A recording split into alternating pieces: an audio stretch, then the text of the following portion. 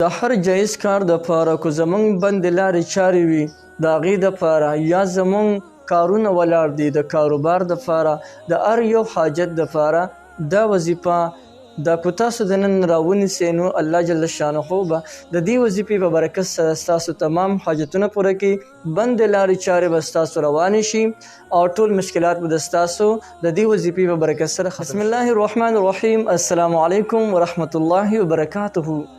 زما وروڼو خویندو، نن د قرآن مجید یو آیات مبارک درته ښیم او داسې آسان آیات دی چې هر چا له ورځي، هر یو کس په دې آیات باندې پوهېږي، هر چاته یاد هم دی، خصوصا زموږ د زنانو ته ډېر زیات یاد دی. هغه د سورت یاسین شریف د آیات دی انما امره اذا اراد شیئا ان یقول له کن فیکون. دومره آسان آیات دی، لیکن د دې آیات فضایل او برکاتو نه چې کله تاسو خبر شئ حق خیران ورته پاتې شئ چې د دې آیات فضایل څومره دي او د دې آیات چې دا څومره برکات دي هغه به زه تاسو ته بیان کړم.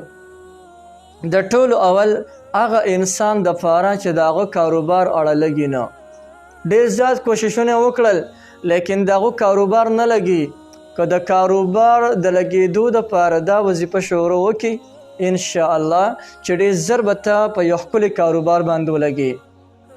بعضې کسان وي د نوکرۍ دپاره هغوی کاغذونه جمع کړي وي لیکن د بر نه اډن نه راځي یا دوی ته په دې میز کې څه نه څه دغه رکاوټونه ورته راوځي. د نن نه پس نه به انشاءالله چې دا رکاوټونه نه راوځي. که کله تاسو دا وظیفه شروع کړئ انما امره اذا اراد شیئا ان یقول له کن فیکون، د دې طریقه درته ښیمه. یا د دې نه علاوه دا خو د هغې کارونو دپاره ده چې کله د ستا هغه کار مار نه لګي نو دا وظیفه به بیا تاسو کوئ. دې نه علاوه د ستا یو بل دی او جایز حاجت دی او هغه جایز حاجت د ستا نه پوره کیږي. ډېر زیات وظایف هم وکړل، دعاګانې هم ډېرې زیاتې وکړې خو زموږ حاجت لا تر د اوسه پورې نه دی پوره شوی.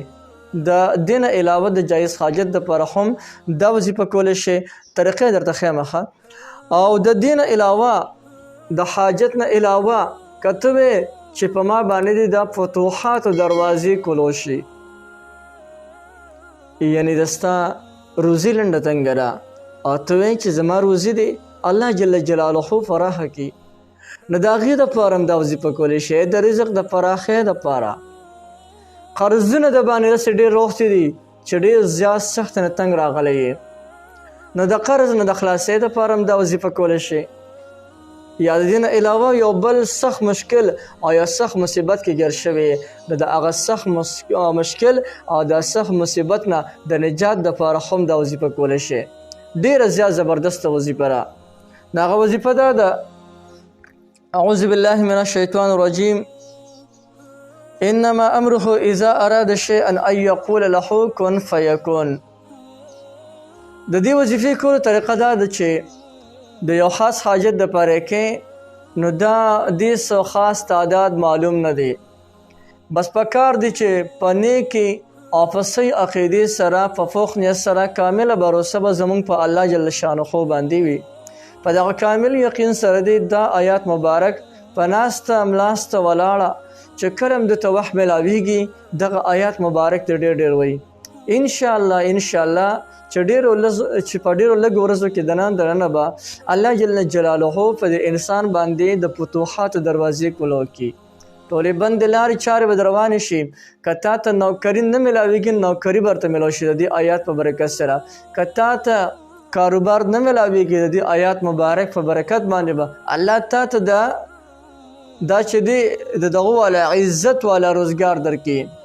نو یو دونه زبردست او ډیره زیاته مبارکه وظیفه را ده. او بل د قرآن مجید مبارک آیات ته ډیر زیات آسان آیات دی، د سورت یاسین آیات دی.